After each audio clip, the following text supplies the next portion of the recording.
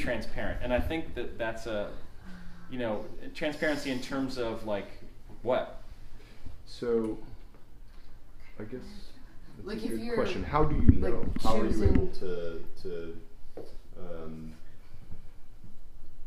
evaluate a farm's quality of the standards of living for their workers? And That's a good question. I think that you know, having not been to most of the farms, you know, I have to sort of trust the people that we work with. And in some cases, they're not necessarily, you know, they're not necessarily farms. They're like Samuel works with a cooperative, and in that cooperative there could be 100 farmers that are all producing on an acre or two, maybe. You know, these are really small. I mean, these are really small farmers. Yeah. They're literally most of the farms that we work with are under 4 acres. And that's pretty small. So, you know, like the cold brew that we had out all summer, that was from one farmer in Honduras, and it was all certified organic to us from that place.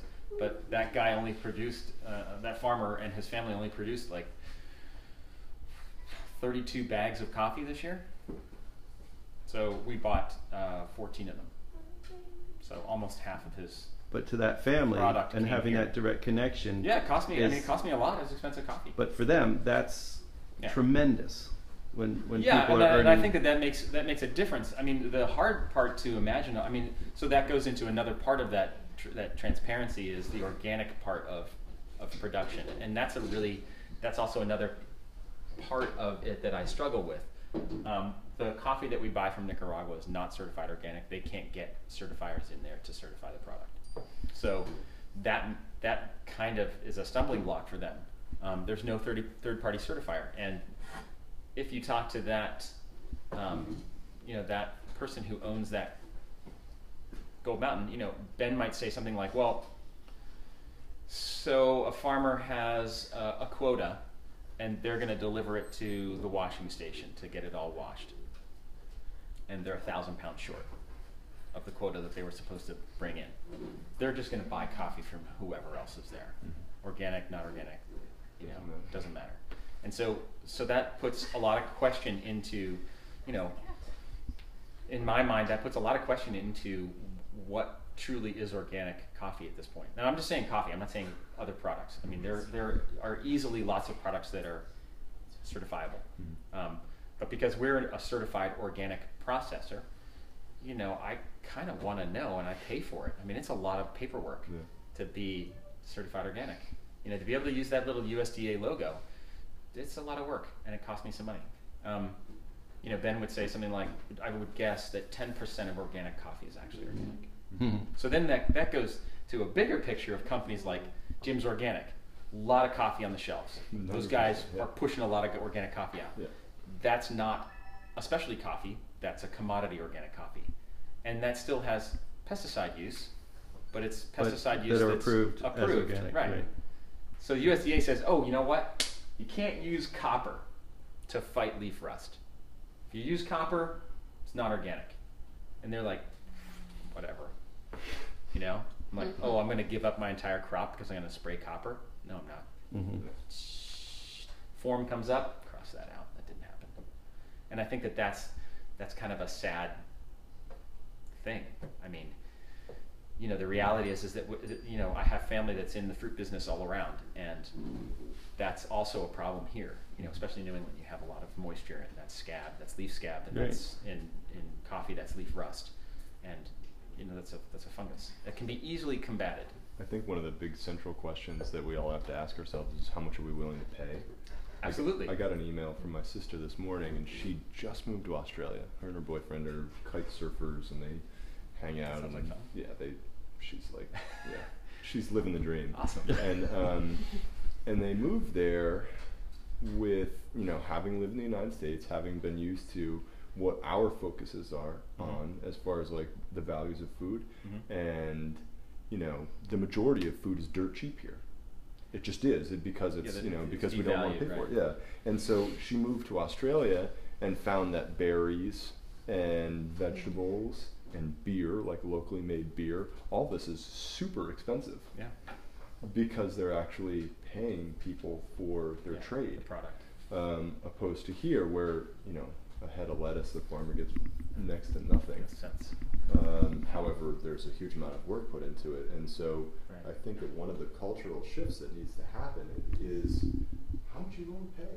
I know I like paying more for coffee or for organic food because I know that that money, ideally, is going directly or somewhat directly to the people who are making it. Yeah, that's the hope. I mean, that's kind of the thing that you hope for. I mean, like I have to say, if I'm standing in the supermarket and I'm looking at the grocery shelf and there's raspberries that are organic and they're $9 for a little thing of raspberries, and then there's the non-organics that are like $4.99. I'm like, my kids go through raspberries like it's candy, and I'm like, no, I'm going to go with the non-organics.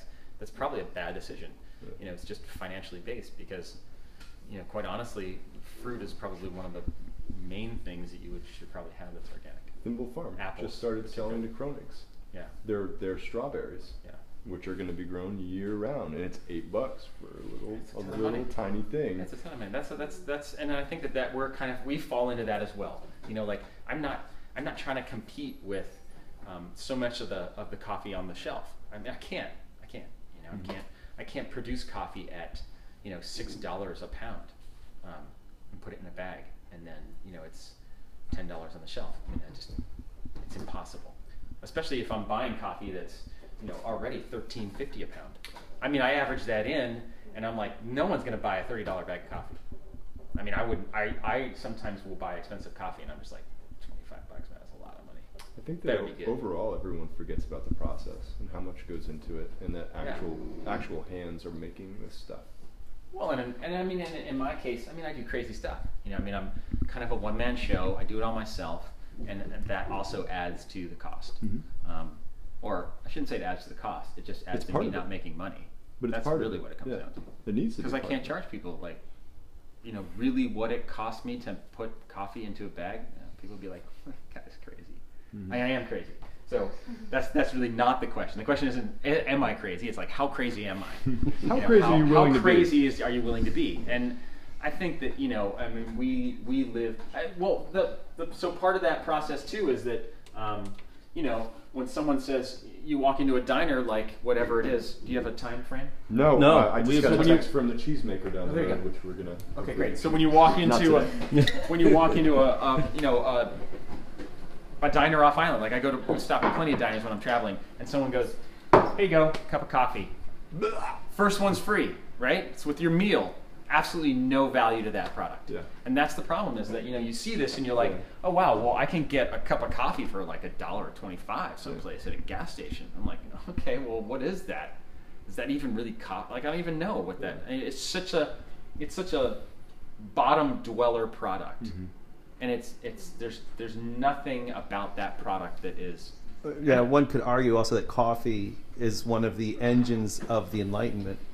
That the coffee shop, or not the coffee shop, but cafes, where the first sort of Enlightenment thinkers, Benjamin Franklin, when he was over in Paris, they were drinking a lot of coffee, getting amped up and talking all night about these big ideas. It was a new thing then. It was a new thing, right? I mean, it had just sort of hit Europe, and I mean, I think that's it's interesting. I mean, coffee houses in the U.S. started in Massachusetts, and they started because of our revolution over tea.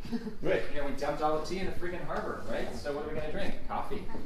And that's how sort of coffee houses started. And I think that's also, is that, he's crazy? No. It was a coat. Just all of our coats. Oh, by the cat. My big open. cat doesn't come, he's going to hide in there. He's just like, aww. Yeah, he's huge. So cute.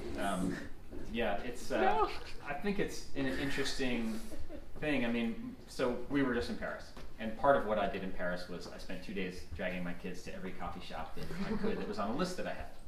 And the list is there's a company in the U.S. that kind of is. I would say they're reasonably biased. They really only like the cool kids, but they put out great information about where to go to get coffee around the world. So they had just done a thing on Paris and 10 shops you can't miss. So we had to go to those. And I mean, there's a product. Like I like coffee. I like coffee a lot. But I also have a problem when I walk into a coffee shop and they're just like, "Let's go get a cup of coffee," and you know, like their brain's just going, "Whatever." And I'm really pretty nice. I think I'm a nice guy. My French is horrible, and I politely ask in French. I don't speak French very well. Do you speak English? The guy's like, "Yeah, of course we speak English." I'm like, "Oh, this is going well." I'm like, "Excellent. I would love to have an espresso." You know, and I mean, like, I don't speak French very well. I'm sorry. You know, it's just the thing. But that. J'aimerais un tasse de café. But that attitude sort of gets into the higher end coffee world, and so it makes it a snobby thing. And so then suddenly, if you're doing something like that, you are kind of like a snobby coffee person, and I'm actually not. Like, you know,